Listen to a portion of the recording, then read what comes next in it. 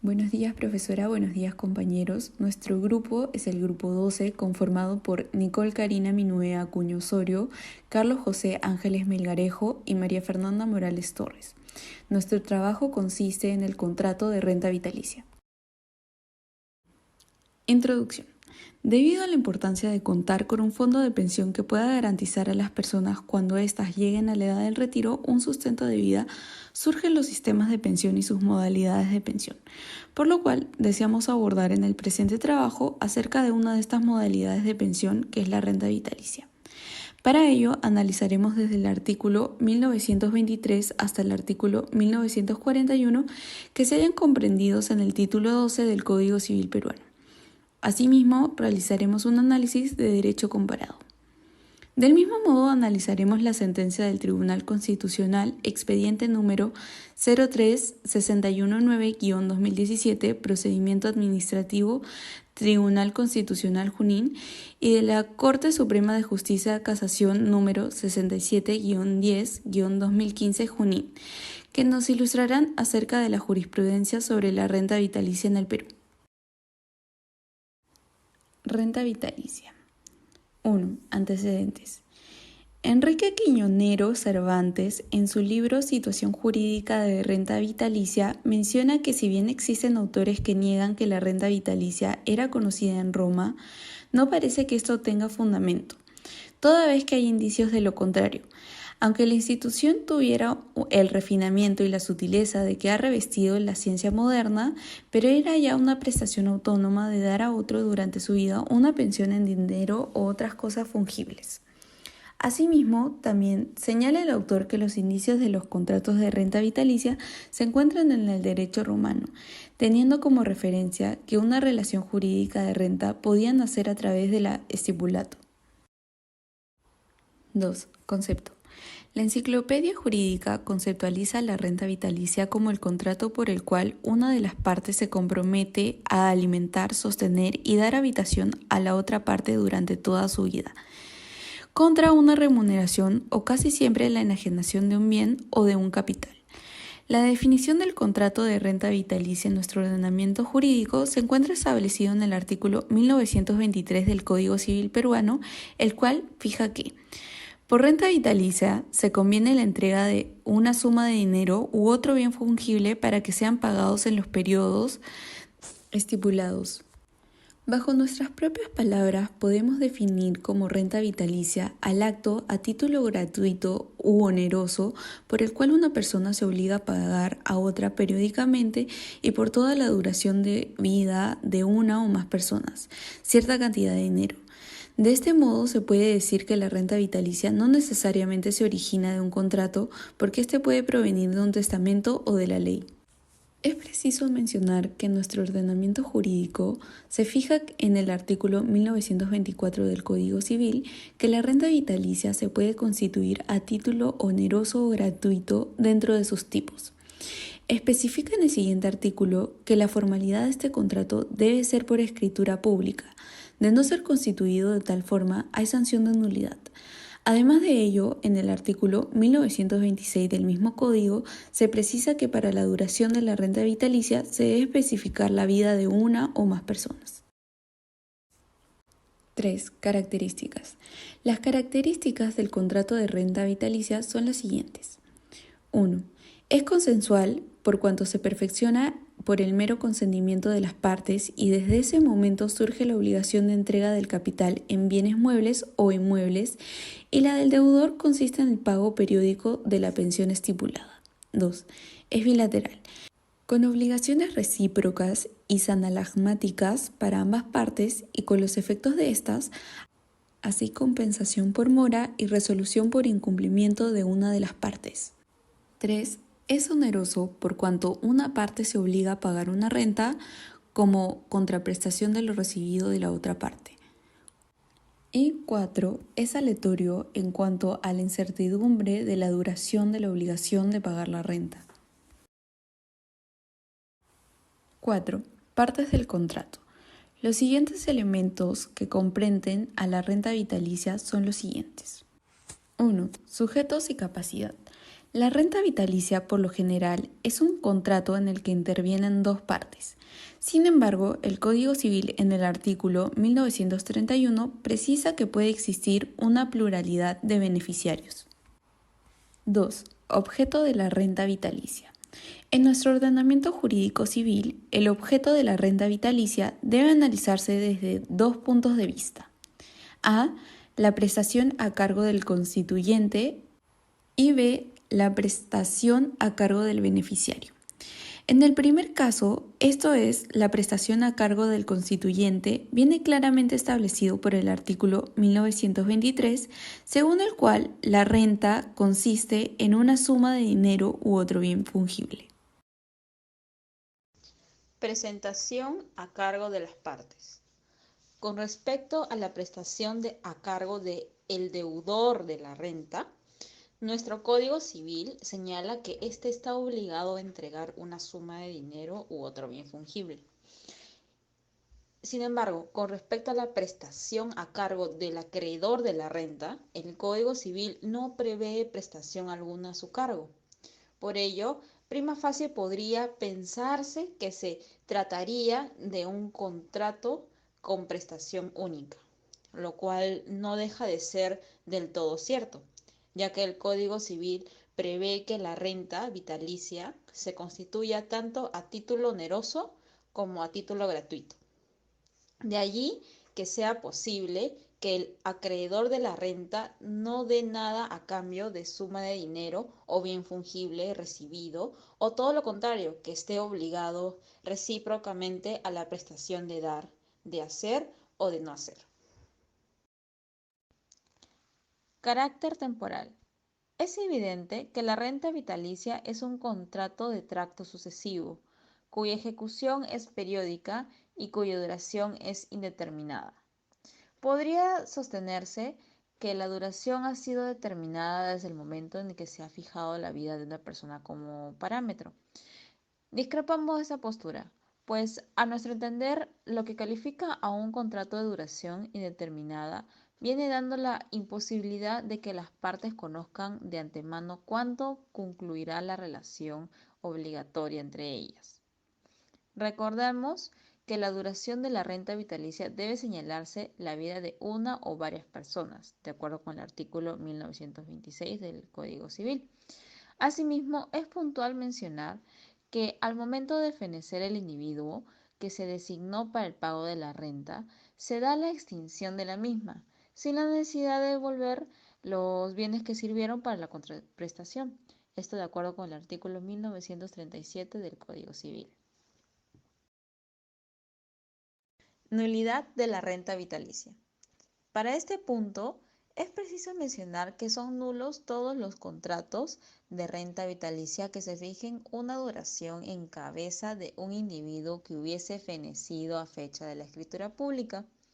Además de ello, el Código Civil en el artículo 1927 fija que el contrato de renta vitalicia también puede ser nulo en caso de que se constituyese a favor de una persona que padece una enfermedad y si murió por efecto de la misma, dentro de los 30 días siguientes a la fecha de la escritura pública. Nuestro ordenamiento jurídico también hace referencia a que no se está permitida la prohibición de cesión y que este acto tendría sanción de nulidad. En el artículo 1932 del Código Civil se fija que es nulo el pacto que prohíbe la cesión de la renta constituida a título oneroso o el embargo de esta por deuda de la persona a quien favorece. Muertes en la renta vitalicia. En este punto podremos observar las consecuencias de la muerte para la renta vitalicia, amparándonos, por supuesto, en nuestro Código Civil peruano. Entonces, acerca de la muerte de acreedores en renta en favor de terceros. El ordenamiento jurídico señala que la renta es transferida a los herederos del acreedor de la renta de un tercero cuando el acreedor muere antes que el tercero. Asimismo, el artículo 1928 del Código Civil también señala que esto se da hasta la muerte del tercero.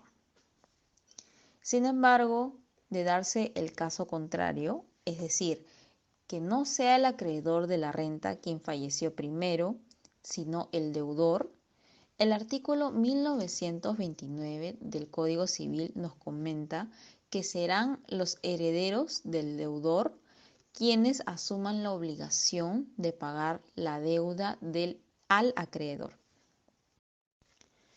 Así también, el Código Civil señala en el artículo 1933 que el acreedor no puede pedir el pago a la renta si no justifica que vive la persona en cuya cabeza se constituyó, a no ser que la vida del acreedor fue la señalada para la duración del contrato.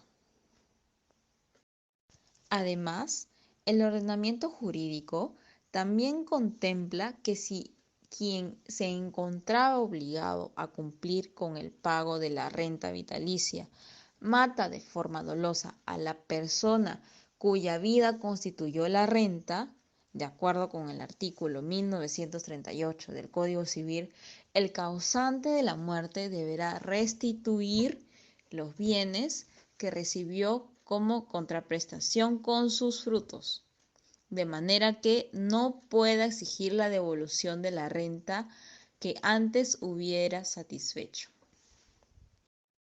Pero, de darse que el obligado a pagar la renta se suicida, de acuerdo con el artículo 1939 del Código Civil, por derecho se le debe devolver al acreedor los bienes con sus frutos, descontadas las cantidades que hubiese recibido en renta. Pagos en la renta vitalicia. Como se mencionó anteriormente, el pago de la renta vitalicia puede ser convenida en una suma de dinero u otro bien fungible. Esto de acuerdo con el artículo 1923 del Código Civil y debe ser precisada claramente al momento de constituirse la prestación. El pago puede ser reajustable conforme a una cláusula del contrato a fin de mantenerla en valor constante. Esto amparándonos en el artículo 1930 del Código Civil. El Código peruano precisa que puede realizarse el pago por medio de un adelanto.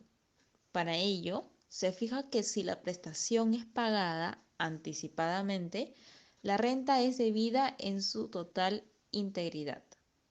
El Código Civil, en el artículo 1936, fija también que si se pactó el pago que se haría por plazos adelantados, se tiene por vencido el transcurrido desde la muerte de la persona sobre cuya vida se pactó la renta. Si el acreedor muere mientras transcurre la próxima prestación a pagar, se abonará la renta en propósito a los días en que se ha vivido el sujeto en cuya cabeza se pactó. Además de ello, es necesario señalar que cuando existan faltas de pago de las pensiones que ya están vencidas, el acreedor tiene el derecho de reclamar el pago únicamente de estas faltas y tratar de asegurar el pago de las futuras. Esto de acuerdo con el artículo 1934 del Código Civil. Y además en la renta vitalicia. Ya para concretar los puntos recientemente mencionados, es preciso señalar sobre la resolución del contrato de la renta vitalicia por falta de garantías. Cuando el beneficiario no recibe las garantías estipuladas en el contrato, éste puede solicitar la resolución del contrato contra el que recibió el bien y se obligó a pagar la pensión. Esto de acuerdo con el artículo 1935 del Código Civil. Asimismo, es necesario mencionar que el derecho de acrecer en renta vitalicia, de acuerdo con el artículo 1940, este supuesto se da en caso de que se estableciera la renta vitalicia a favor de dos o más individuos, o solo en favor de estos, excluyendo a los individuos de una relación conyugal. La muerte de los individuos pertenecientes no acrecerá la parte de las personas que sobrevivan, salvo algún acuerdo distinto. Del mismo modo, en el artículo 1941 del Código Civil nos señala que la renta vitalicia constituida por testamento se sujeta a lo dispuesto en los artículos 1923 a 1940 en cuanto sean aplicables. Derecho comparado. Acerca de la renta vitalicia en el Perú, Schirber-Peset señala que la renta vitalicia es un contrato donde intervienen dos partes, el contribuyente y el beneficiario o rentista. Y puede ocurrir que la renta se constituya sobre la base de la duración de la vida de un tercero. De este modo, la figura de renta vitalicia se recoge en el artículo 1923 del Código Civil, el cual señala que por la renta vitalicia se conviene la entrega de una suma de dinero y otro bien fungible para que sean pagados en los periodos estipulados. En el derecho comparado, la renta vitalicia ofrece pocas variaciones, por lo que su estudio estricto no tiene mucho valor a los efectos de nuestro trabajo. Ello no quiere decir que haya de eludirse, ser estudiado en cada uno de los puntos o apartados de orientación general del tratamiento y en cuadro sistemático del Instituto en la legislación extranjera. Francia. El Código Civil francés, del cual, como en tantas otras ocasiones, ha tenido relevancia y vigencia a nivel internacional, trata a la renta vitalicia a través de los artículos 1668 y siguientes bajo el rótulo de Du contrat de rente viagère. La regulación del contrato de renta vitalicia aparece dentro de un apartado más general, el dedicado a los contratos aleatorios. Observamos que al referirse a la renta vitalicia lo hace solamente a través de un único título de constitución de la misma, el contrato oneroso de renta vitalicia. Del mismo modo, como prueba del mimetismo a que hacíamos referencia, nuestro Código Civil lo regula con igual encabezamiento. La renta vitalicia, que está regulado a través de los artículos 1802 y subsiguientes. La doctrina francesa, al estudiar la renta vitalicia constituida a título oneroso, suele hacerle semejanza a un préstamo. Cuando se constituye mediante una suma en metálico y otras veces a una variedad de la venta, cuando se constituye mediante la enajenación de una cosa, mueble o inmueble, asimismo, dicha concepción de la renta vitalicia conduce a caracterizarla como un contrato real y no consensual, sobre todo en los casos en que, como hemos visto, se asemeja al préstamo. Pero no cabe insistir aquí más sobre el tema, porque será estudiado en su lugar correspondientemente al tratar de la naturaleza jurídica del contrato oneroso de renta vitalicia.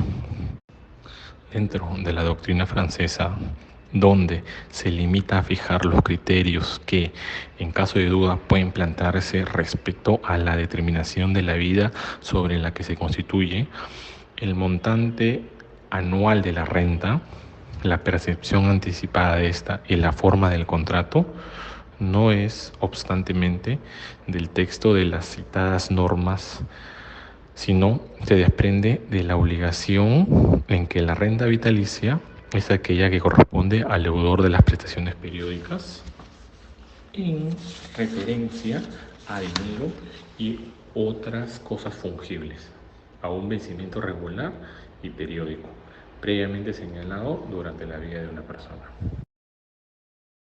España. Bien, pues en la madre patria este tipo de contrato de renta vitalicia viene a ser una relación duradera, tal por la cual una persona es obligada a pagar una retribución de manera periódica. Esto puede ser a través o bajo la forma de que sea en especie o bajo la figura de una retribución económica que dure en el tiempo y ha de ser llamada vida contemplada. Esta, a su vez, está dentro de los contratos onerosos y es distinguido entre los distintos tipos de contratos como los comunitarios o aleatorios. De acuerdo a Beltrán de Heredia, el contrato de renta vitalicia puede definirse como la relación de obligación duradera por la cual una persona, el deudor, tiene por obligación pagarle a otra persona, quien es el acreedor, una prestación económica o en especie de manera periódica durante el tiempo. Los códigos 1802 y 1807 del Código Civil Español son quienes lo regulan. Uno, a través y manifestando que el contrato aleatorio de renta vitalicia obliga al deudor a pagar una pensión o rédito anual durante la vida de una o más personas determinadas por un capital en bienes muebles o inmuebles, cuyo dominio se les transfiere desde luego con la carga de la pensión. Y el artículo 1807 se refiere a la renta vitalicia a título gratuito. Por consiguiente, y acorde a la definición del mismo, la renta vitalicia podrá nacer tanto a título oneroso como a título gratuito. Este último derivado de donaciones, intervivos y legados. Asimismo, el artículo 1839 del Código Civil Español menciona que los herederos han de satisfacer al cónyuge viudo su parte de su fruto, asignándole una renta vitalicia. Colombia. La normatividad colombiana, a través de sus artículos 2301, es la que detalla que la renta vitalicia es quien constituye y expresa que cuando se celebra un contrato de renta vitalicia gratuitamente, es que no existirá un contrato aleatorio, más bien esta estará sujeta a las reglas de donaciones y legados y asimismo ha de regirse por los artículos precedentes en cuanto les fueran aplicables. Durante la legislación colombiana, y es la que desarrolla las reglas de donación, es por consiguiente que todas las peculiaridades que no se ajusten a la disciplina común que la precede, es la que desarrolla con mucho mayor acierto la diferencia entre lo oneroso y lo gratuito. También así, el artículo 2291 del Código Civil colombiano expresa que es libre de los contratantes establecer la pensión que quieran a título de renta vitalicia. Esto trae consigo a que la ley no determina la proporción entre la renta y el precio. Bien conocido es la insuficiencia para definir menudo criterio, por lo que es fundamental delimitar en cuanto a los contratos aleatorios que a su vez sean onerosos o gratuitos. Jurisprudencia. Al respecto podemos observar dos sentencias del Tribunal Constitucional y de la Corte Suprema. Sentencia del Tribunal Constitucional, expediente 03619-2017-PA/TC Junín. Interpuesto por Andrés Mateo Núñez. Asunto: recurso de agravio constitucional interpuesto por don Andrés Mateo Núñez contra la sentencia de las fojas 108 de fecha 7 de julio de 2017, expedida por la Sala Civil Permanente de Huancayo de la Corte Superior de Junín, que declaró infundada la demanda de los autos. Antecedentes. El recurrente interpuso demanda de amparo contra la Oficina de Normalización Provisional, más conocido como ONP, a fin de que se declare inaplicable la resolución 47707-ONP/DRP.GD/DL del Decreto Legislativo 19990 de fecha 7 de mayo de 2014 y que en consecuencia le otorguen pensión de jubilación minera completa conforme al artículo 6 de la Ley 25009 y el artículo 20 del Decreto Supremo 029-89-TR, más el pago de las pensiones devengadas, los intereses legales, las costas y los costos del proceso. Manifiesta que padece de la enfermedad profesional de neumoconiosis con 70% de menoscabo, motivo por el cual percibe una pensión vitalicia por enfermedad profesional conforme a lo estipulado por el Decreto Ley 18846.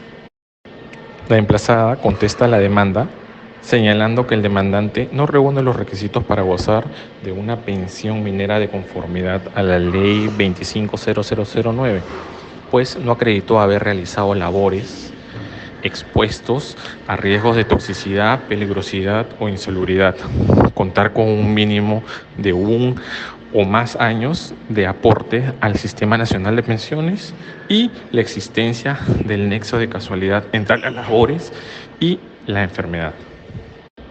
Fundamentos. Delimitación del petitorio. El demandante pretende que se le otorgue la pensión de jubilación minera completamente conforme al artículo 6 de la Ley 25009, más el pago de pensiones devengadas, intereses legales, los costos y las costas del proceso. Procedencia de la demanda. Resulta procedente verificar la pretensión por las objetivas circunstancias del caso, a fin de evitar consecuencias irreparables. En consecuencia, la pretensión se encuadra en los supuestos previstos en el artículo 3 y 7 del inciso 20 del Código Procesal Constitucional, motivo por la cual corresponde ingresar al fondo de la controversia. Consideraciones del Tribunal Constitucional. El artículo 6 de la Ley 25009, artículo 20 del Decreto Supremo 029-89-TR, en el sentido que las pensiones completas de jubilación establecidas para los trabajadores mineros que adolezcan de silicosis o su equivalente en la tabla de enfermedades profesionales, importa el goce del derecho a la pensión aun cuando no se hubieran reunido los requisitos legales previstos. Ello significa que los trabajadores mineros que adquieran dicha enfermedad profesional, por excepción, deberá otorgarles la pensión de jubilación como si hubieran acreditado los requisitos legalmente. El Decreto Supremo, asimismo, declara que los trabajadores de la actividad minera que padezcan el primer grado de esta enfermedad tendrán derecho a la pensión completa de jubilación. La ONP le denegó al actor la pensión de jubilación minera porque solo acreditaba un total de 11 años y 8 meses de aportes al Sistema Nacional de Pensiones, de los cuales 8 años y 5 meses de aportes se efectuaron en la condición de minero de minas de socavón. Al respecto, en la sentencia emitida en el expediente 3337-2007-PA/TC, este tribunal recordó que es criterio reiterado y uniforme al dilucidar controversias en las que se invoca la afectación del derecho a la pensión y el otorgamiento de una pensión de jubilación minera por enfermedad profesional o de una pensión de invalidez, en este caso renta vitalicia. En atención al expuesto, resultan aplicables al accionante el artículo 6 de la Ley 25009, el artículo 20 del Decreto Supremo 029-TR, en virtud de lo cual corresponde otorgarle una pensión de jubilación minera completa. Por lo tanto, se resolvió declarar fundada la demanda, en consecuencia, declarar nula la resolución 47706-ONP/DPR.GD/Decreto Legislativo 19990 de fecha 7 de mayo de 2014 y ordenar a la ONP emitir una nueva resolución estableciendo el nuevo régimen pensionario del demandante y que le reconozcan su pensión de jubilación minera conforme al artículo 6 de la Ley 25009 y el artículo 20 del Decreto Supremo 029-89-TR, en concordancia con el Decreto Ley 19990, más el pago de las pensiones devengadas, intereses legales correspondientes y costos procesales. Número 6710-2015 Junín. Recálculo de pensión de renta vitalicia por enfermedad profesional. Materia de recurso. El recurso de casación interpuesto por el demandante Andidoro Justo Espinosa Hilario contra la sentencia vista el 5 de mayo del 2015, expedida por la primera sala mixta de Huancayo de la Corte Superior de Justicia de Junín, que confirma la sentencia de primera instancia que declara infundada en el extremo que solicita que el nuevo cálculo de la pensión sea considerado teniendo en cuenta la remuneración computable en el proceso seguido con la Oficina de Normalización Provisional sobre el recálculo de pensión de renta vitalicia por el causal del recurso.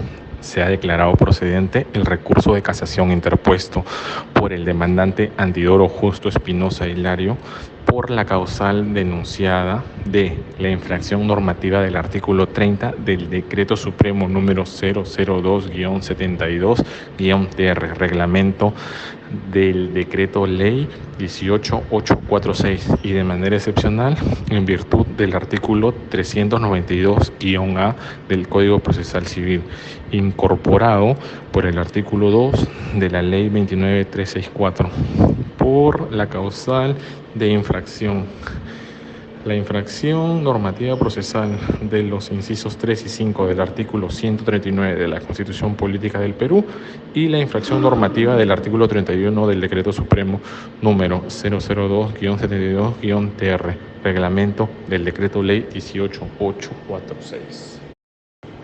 Considerando el recurso de casación tiene para fines la adecuada aplicación del derecho objetivo al caso concreto y la uniformidad de la jurisprudencia nacional por la Corte Suprema de Justicia respecto a los alcances del concepto de infracción normativa.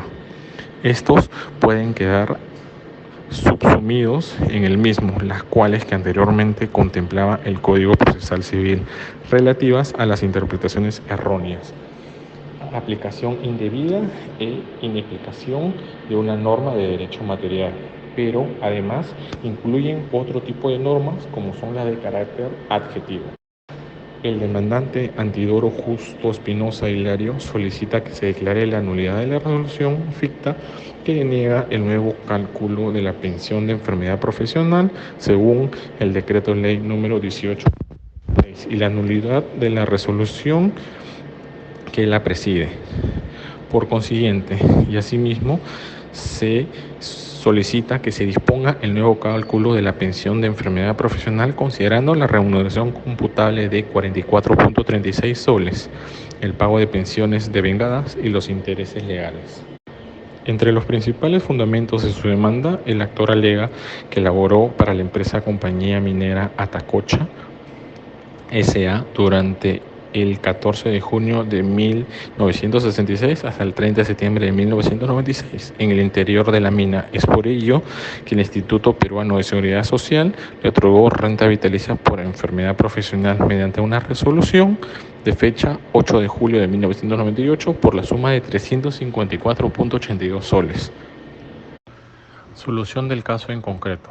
Conforme lo han determinado las instancias de mérito en autos, se encuentra probado que, mediante resolución 999-GSO-PE-IPSS-98 de fecha 8 de julio de 1998, que en copia obra a fojas 10, se resolvió otorgar a don Antidoro Justo Espinosa Hilario renta vitalicia por enfermedad profesional por la suma de 354.82 a partir del 11 de octubre de 1996, considerando que mediante informe 354-HIIP-IPSS-96 de fecha 27 de diciembre de 1996, la Comisión Evaluadora de Enfermedad Profesional dictaminó que es portador de la enfermedad con un 56% de incapacidad permanente parcial y la última remuneración diaria que percibió el actor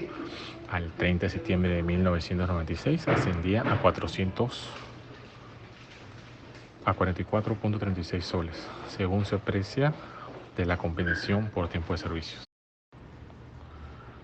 Por lo tanto, tuvieron la siguiente decisión: declarar infundado el recurso de casación interpuesto por el demandante Antidoro Justo Espinosa Hilario contra la Oficina de Normalización Provisional sobre el recálculo de pensión de renta vitalicia solicitado por el mismo. Conclusiones. Por lo analizado en el presente, podemos concluir lo siguiente. La renta vitalicia se conviene la entrega de una suma de dinero u otro bien fungible para que sean pagados en los periodos estipulados. Esta se puede dividir en dos, título oneroso o gratuito. Asimismo, debe ser considerada por escritura pública bajo sanción de nulidad. La nulidad del contrato de renta vitalicia puede darse por, primero, no cumplir con la formalidad solicitada. Segundo, si la persona fenece por una enfermedad a los 30 días siguientes a la fecha de la escritura pública o si la persona fenece a la fecha de la escritura pública. Y por último, por prohibición de cesión. Los herederos, ya sean acreedores o de los deudores, en caso de muerte, heredarán ya sean sus beneficios o sus deudas, respectivamente, en una renta vitalicia. Los pagos son fijados en una suma de dinero u otro bien fungible. Puede ser pagado adelantadamente. El acreedor puede reclamar la falta de pago. Se puede dar una resolución del contrato por falta de garantía.